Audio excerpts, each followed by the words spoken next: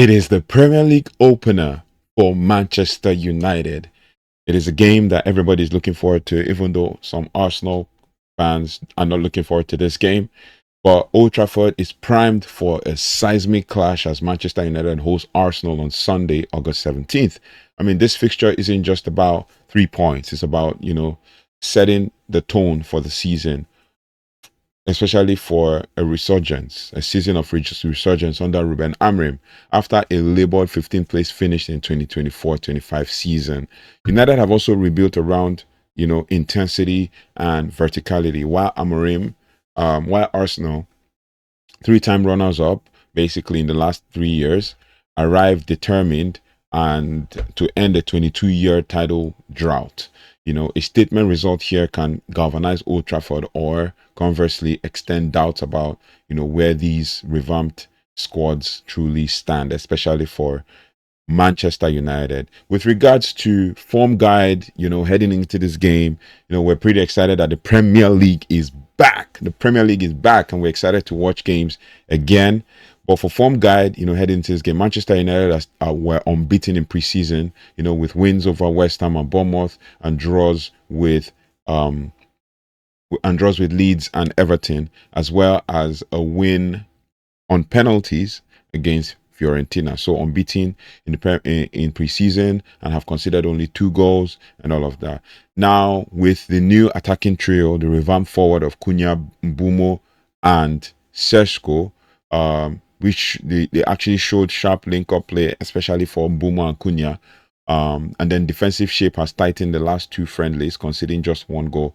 But we considered a goal against Everton, I think. So it is what it is. It is something that we need to actually be happy about for Manchester United, trying to get the season started and everything. So it's been a good preseason for Man United. But from the Arsenal perspective, they've had a mixed preseason, with wins against AC Milan and Athletic Club, as well as they lost to Spurs and Villarreal.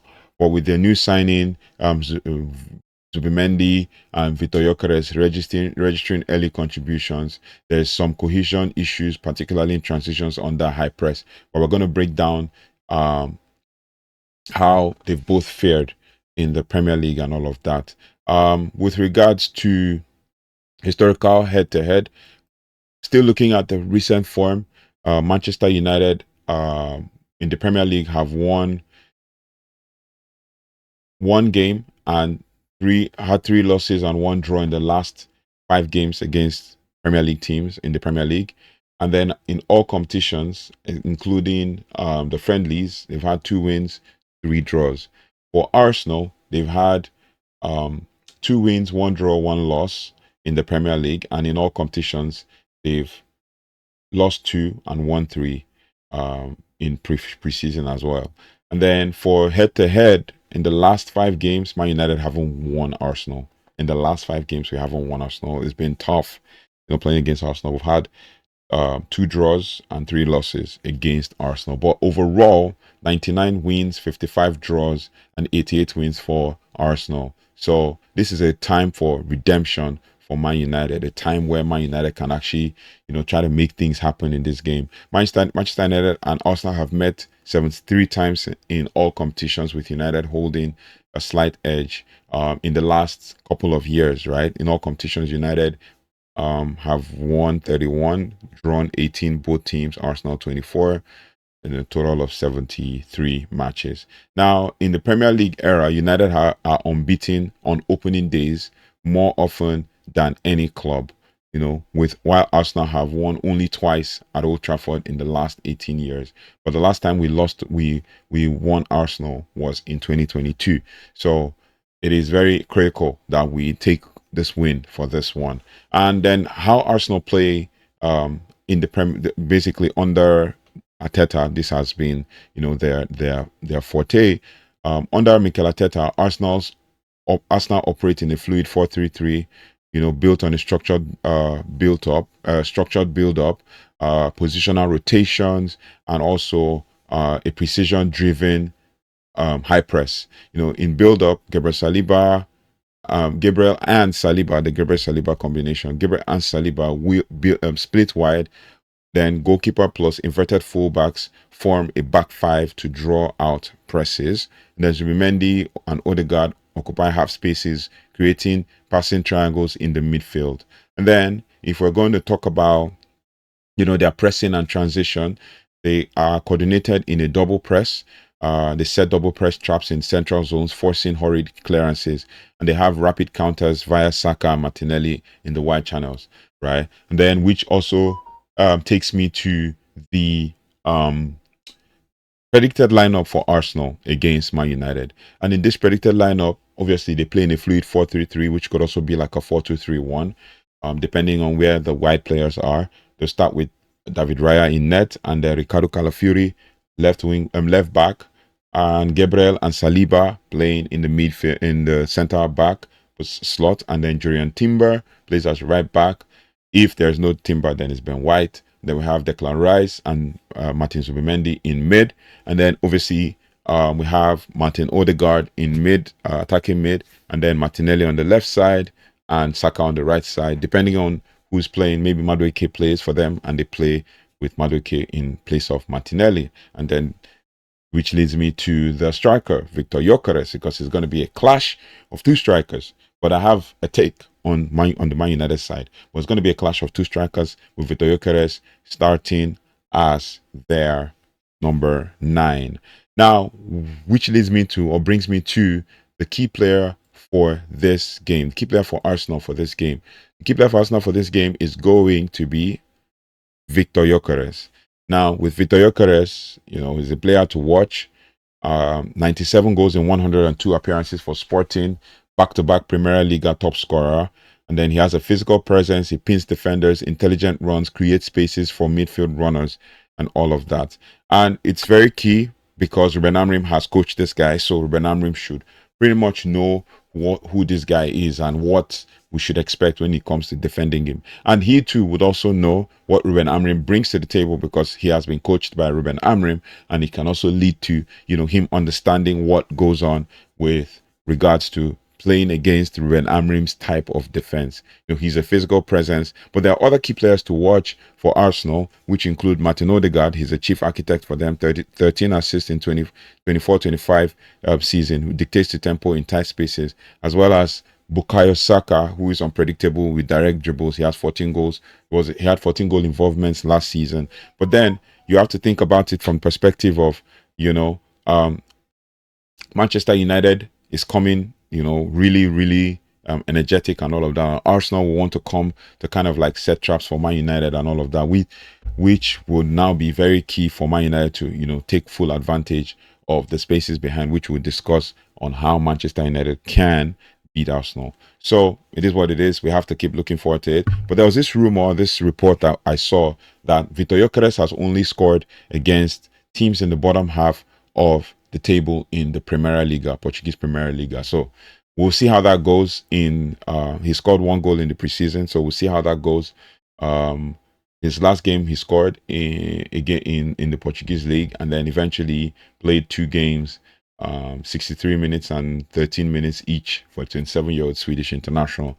Which now brings me to Manchester United and how Manchester United play under Rúben Amorim. Now, Rúben Amorim's system at United is a blend of proactive possession, as I've said time and again, and ruthless transitions built around a 3-4-3 or 4-3-3, 4-2-3-1 hybrid formation. But it's more of a 3-4-3 because we don't usually play back four unless you're looking at Bayandere, the goalkeeper, being one of the, or Onana being one of the center backs. But it is what it is. Or even this one of the 2-6s dropping deep. Now, in possession, Andre Onana or Ate Bayandere is a sweeper keeper, linking with, staggered center backs like Euro, De Ligt, or Shaw, and to overload the midfield. There's quick combinations with midfielders like Fernandes and Ugarte to underlap to exploit half spaces, and then there's flank overloads with wing backs like Ahmad and Dogu, to stretch play and deliver low crosses. And then out of possession, they play a compact 5-2-3, 5-2-3 mid block, high line compressing space, and then they also coordinate wide pressing traps before the mid block collapses. Immediate counter press to also regain possession and spring forward, which leads me to what to expect with regards to the starting lineup for Manchester United against Arsenal, and that would be Alaba there in net, Matthias de Ligt as centre back, then Lenioro on the right side, and then Luke Shaw on the left side. This is what I think, considering how Rúben Amorim has lined up, in the past couple of days and all of that, in the past couple of games. So Lenioro, Luke Shaw on the left side of centre back, Lenioro on the right side of centre back, and then we have Kobe Mainoo,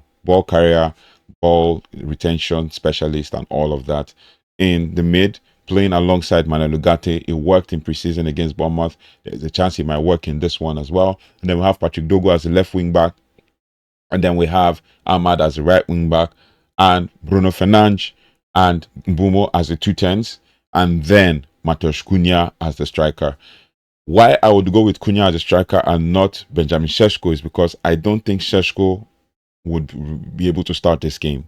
And the reason for it being that he hasn't played with this team, he probably would need to play, maybe come in the second half or play one game with this team to be able to build chemistry and build momentum. But I see in the training pictures and videos that he's doing really well. I heard that he also played a preseason, an indoor game against the under-21s. So there's a chance that he's going to build momentum from there. So, but let's see. I think Amorim is trying to get him to be match fit ahead of the game. But then, basically, one of the key players to watch in this one is Bruno Fernandes.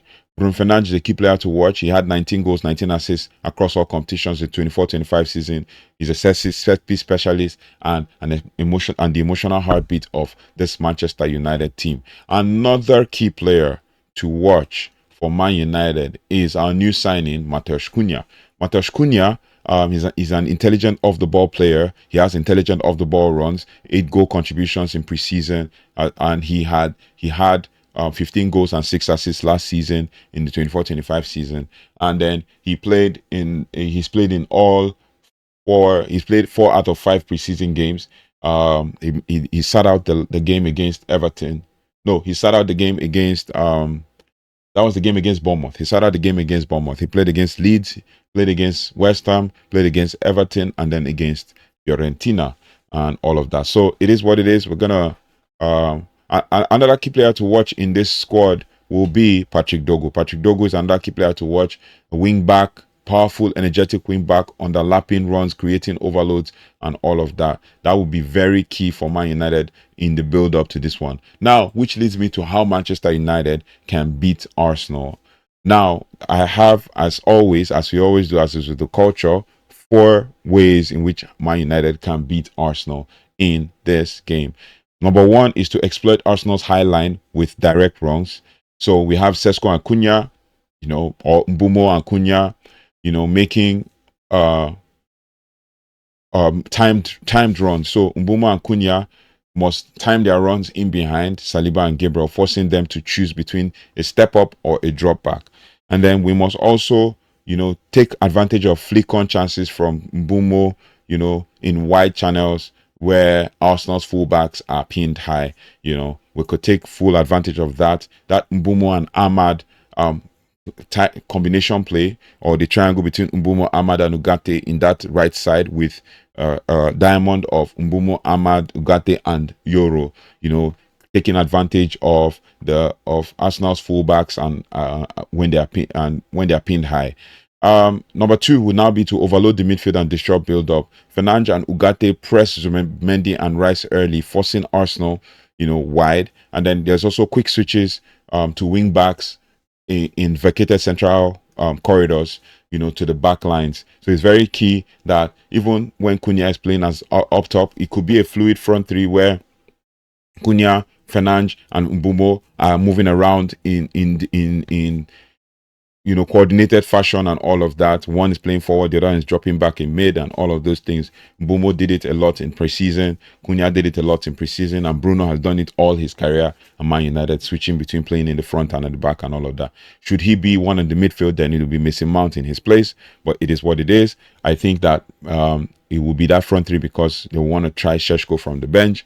You never can tell. It could even be Rasmus Højlund starting, but Rasmus Højlund is already in conversation with AC Milan, so we never can tell what happens here. Now the quick switches we see with wing backs in vacated central corridors to the back lines will be very key, especially with Dogu and Ahmad pressing high. And then we also need to target Arsenal's fullbacks in 1v1s, Calafiori and Ben White or Julian Timber, to beat them because they're vulnerable to pace, and Ahmad and Dogu can isolate and deliver cutbacks. That's the number 3, to target Arsenal's fullbacks in one-on-ones and aim for low crosses to the near post for Cunha or even Šeško if he starts to finish. And then obviously number 4, to win set-piece battles and maintain concentration.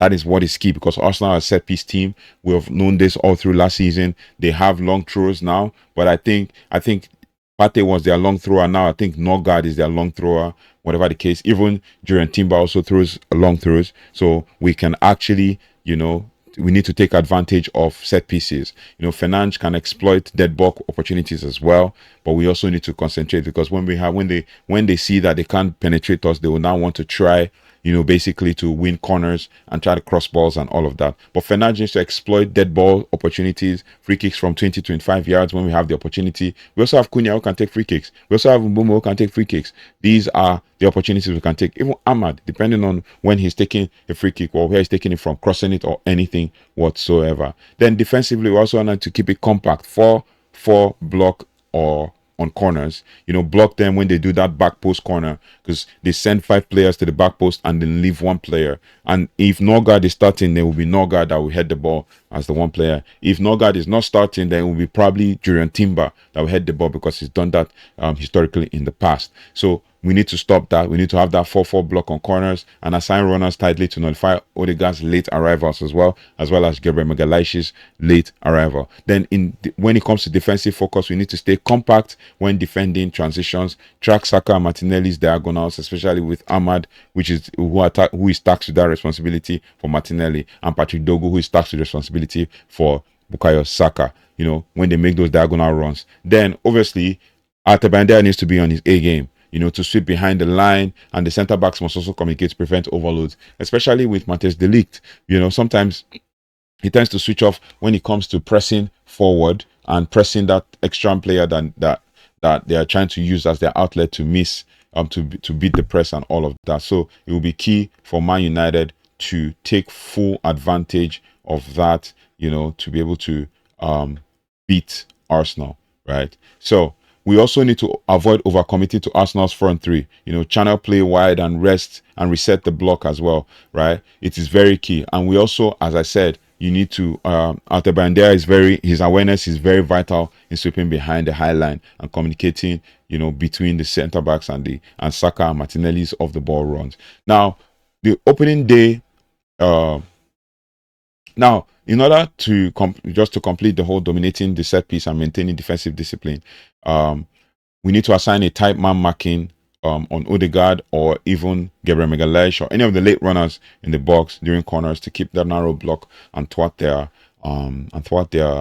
quick Arsenal counters as well, right? And then the opening day showdown to wrap this all up and what to expect as Man United plays in this game. The opening day showdown is a litmus test for Arsenal's, title credentials and United's rebirth under Rúben Amorim. So we expect a chess match of pressing triggers, half space battles, and rapid counters. With Bruno Fernandes pulling strings, Viktor Gyökeres leading the Gunners line, and a packed Old Trafford during every pass forward. Right, and the margin of error will also be very minimal. A victory here could also be the spark that ignites United's campaign. A defeat could cast early doubts, but either way, the curtain raiser promises a drama in abundance. Now, my question to you is, what do you expect with regards to the starting lineup? What's your thoughts on the starting lineup? Do you think that we're going to start with the back 3 of Luke Shaw and De Ligt and Euro, or do you think that we're going to start with the back 3 of Euro, Maguire and De Ligt? Whatever happens, let me know your thoughts in the comment section. It will be very key for Man United to be able to shut off those channels and shut off Viktor Gyökeres. My question to you is now, what is your prediction for this Manchester United Arsenal game? What do you expect to happen. For me, I've seen a lot of content online. I've seen a lot of people talking and saying, oh, they're giving their own predicted score lines. They're expecting that Man United are going to lose, or Man United are going to draw and stuff like that. But I'm going bold. I've seen a lot of 2-1s as well. 2-1s in favor of Arsenal. 2-1. I'm going bold on this one. I'm not even holding back. I'm being positive on this because I'm anticipating that Rúben Amorim is gonna outwit Mikel Arteta. So I'll go with a 2-0 Man United win. 2-0 Man United win with goals from Bruno Fernandes and Matheus Cunha. We're going to see that, and we're going to get an assist from Brian Mbeumo. Mbeumo is going to have a goal contribution in this one. I won't even put it past the fact that Mbeumo gets his first goal as well, and then we'll have our new signings will start with hit the spark, and then Sesko comes in and does his magic. So let me know your thoughts and feelings in the comment section about all of this. Let me know your thoughts and feelings about your predicted scoreline, what you expect from Manchester United. Do you believe that Man United is going to win another opening day game as we've always done the last couple of years? Let me know your thoughts and feelings in the comment section. Do not forget to like, share, subscribe, hit the notification bell as we build momentum towards the game. I'll see you on the next one. Take care, goodbye, and God bless.